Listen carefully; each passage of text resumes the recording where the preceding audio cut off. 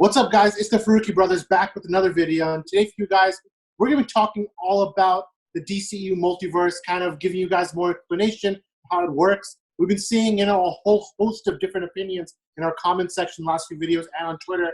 Basically, people who are completely against the idea, people who love the idea, and some people don't even understand really what's happening. So we're going to use this video to kind of explain why the DCEU is better off going in a multiverse direction, why it's going to be helping on multiple levels, including what kind of stories they can do. So, I'm going to start us off, and the first point I want to make is how going the multiverse route kind of erases that idea of canon. And canon is a very stupid word because it doesn't mean anything. Something is canon, and people take it very seriously. Like, is this canon? Is this not canon? You saw it in Star Wars, the pre-Disney era. You saw it obviously in DC and Marvel. You see it all the time.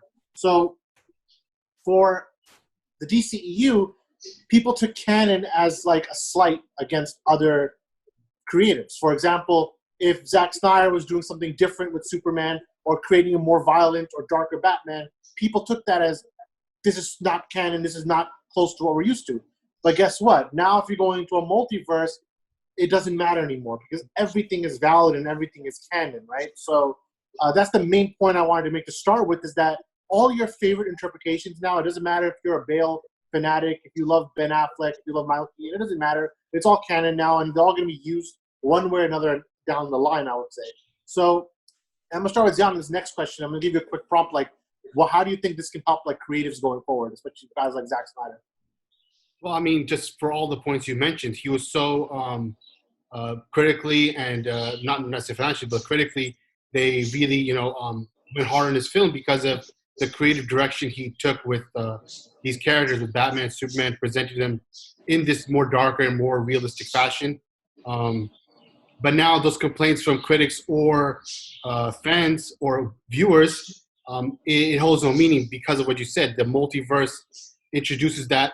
It allows for that freedom where now the directors can really go whatever direction they feel is best for their film and their iteration of these characters. And it won't affect, it won't harm, it won't hurt any of the other ones. They're all still just as valid, just as present, which is always the case. But now it's more officially set in stone that Christopher Reeve, he was a Superman that existed in his own world. Henry Cavill is a Superman that exists in his DCEU world. And they can both coexist. They've both happened.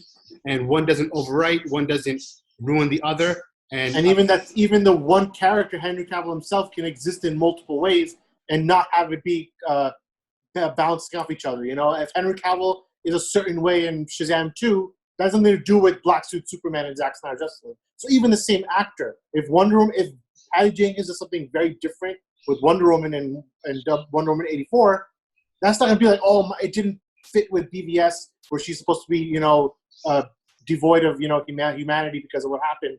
That doesn't mean anything anymore. Who cares? Because maybe that happened in a different universe where Wonder Woman did something else in the 80s, right?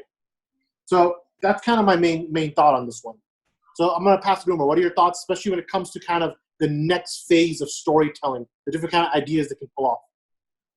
Well, the good thing is, like as Jan mentioned, is everyone can do their own thing. So we can actually it's a win for everyone because you're going to get what you want, in a sense, right? Everyone's going to get what they want. So the Zack Snyder verse is probably going to happen. If Justice League 1 does well, then this might be a plan for Justice League 2. So we'll get that. Then there's like crazy other things that they're looking at. So Batman Beyond is one of the things that, with Michael Keaton being an older Bruce, you could do, which has been a fan favorite. People have asked for a Batman Beyond movie for the longest time. So you could have a Batman Beyond movie. Flashpoint's going to do something crazy to bring Michael Keaton back. And you never know, because you have a multiverse, it's actually very timely. So let's say you reached out to Christian Bale before and he said, hell no. Let's say you reach out to him in 5 years and he says, you know what? I don't mind. Like, because you have, the possibilities are endless. Like, you can do whatever you want. And everyone wins because the Snyder fans will get what if you only want that, right? You're going to get that.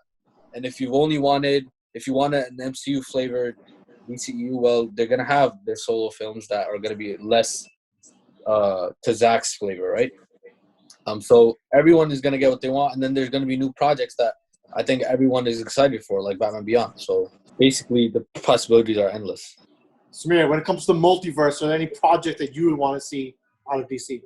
They can make multiple Trench movies now, like alternate versions. Just the Trench universe. Of course, they can make a whole universe about the Trench. Trench takes over the world, whatever. You know how it is. Trench 2. But in all seriousness, I'm hoping that maybe one day we could get like a Crisis type movie going, because that would be sick to see live action. Samir makes a good point when it comes to Crisis, because we saw CW. They did a little more watered down version of it, which they usually tend to do something in more teen audience version, easy to understand. But if you're doing like a full fledged Crisis event movie, forget Endgame, forget Infinity War. That kind of scale of multiverse level event would be something that everyone would be there for, especially if you could bring everyone back, And jumping off Umer's point, we talked about Christian Bale, how normally he would say no to everything, and I'm pretty sure he would say no, but he's going to be in the Thor movie, right? He's going to be in the next Thor movie, which shows that he's actually opening up when it comes to superhero movies again. So you never know. I'm not saying he's going to come back for a full movie, but if the option is there to come 5 minutes, come for a few scenes, it's not out of the question. But of course, the big thing is what they can do with Michael Keaton, right? And I'm going to stay on Michael Keaton for a bit because Umar brought up Batman Beyond. So let's talk about Batman Beyond for a minute. And I'll go back to John for this one. When it comes to Batman Beyond, do you think that this is a smart idea? Like, would you want to see a Batman Beyond movie exist within the DCU framework? Let's say let Henry Cavill do a cameo in it. I think it is a smart move, but when you're making it, you have to be aware of what it really entails. What you're saying is that Bruce Wayne is now retiring. Like, you're letting go of him in the Batman mantle. So they have to be ready that audience will be able to accept and have Terry be the new Batman in this universe, quote unquote. But they could do it like a one-off. That wouldn't be so bad either. They want to use Keaton. I think they want to use Keaton as a Nick Fury type thing, anyways. So yeah. It's funny because we heard that phrase twice when the THR article by Henry Cavill said W wants to use Henry Cavill in a Nick Fury type role. He's going to pop up in different movies. And I said that again about Michael Keaton, the same exact phrase, which I found very interesting. And both in a bad and good way. Like, why is that same comparison being made? But he's right. The Michael Keaton kind of cameo. But to jump off John's point, Batman Beyond, because it's supposed to be like in the future. So if you bring Henry Cavill back, you're going to have him with the gray hairs coming in. Like, we don't mean like a Batman Beyond movie in the present day. You just use Michael Keaton for the future, to kind of pull that off. I think that'd be pretty interesting. And listen, in Crisis, they hinted at Michael Keaton. There was a hint that, Batman, billionaire Bruce Wayne marries Selena Kyle. And that gives hints to, obviously, Michelle Pfeiffer coming back as Catwoman. There's a lot of things they can do with that universe. And I think, I'm not sure how long. There's a lot of conflicting kind of rumors about exactly what Michael Keaton's role is going to be in Flashpoint. Some people are saying it's going to be just for 10 minutes. Other people are saying he's going to be the co-star. He's going to be the whole time. But the goal, at least what Michael Keaton wants, is going to be for multiple movies to have some kind of a presence, So Batman Beyond seems like a surefire hit, especially because, like Umar said, anyone who grew up in our generation wants to see Batman Beyond, right? And then the last point, let's hit this last point. I'm going to go back to Umar for this one, is going to be just, in general, the future of the DCEU going forward now compared to what you felt about the DCEU in 2017, 2018, 2019. Why don't you tell me your opinion on your outlook in general on DC on film going forward now compared to, let's say, a year ago? Well, you're excited because there's actual projects that are being greenlit, and now they're doing the DC fandom thing, so they're gonna have like for the fans to actually like kind of get a chance to celebrate whatever projects that they're working on, and obviously we're gonna get the trailers for the Snyder Cut and other things maybe. So it's only excitement. It's only good. I think the 3 years that I think 2017 onwards has been tough for a lot of DC fans. Not even just because of the Snyder Cut stuff, but even the other projects were just not, like, nothing was really greenlit. There wasn't really an outlook forward. But again, I think the Snyder Cut obviously was the first kind of domino, and now it's just been domino after domino that's falling.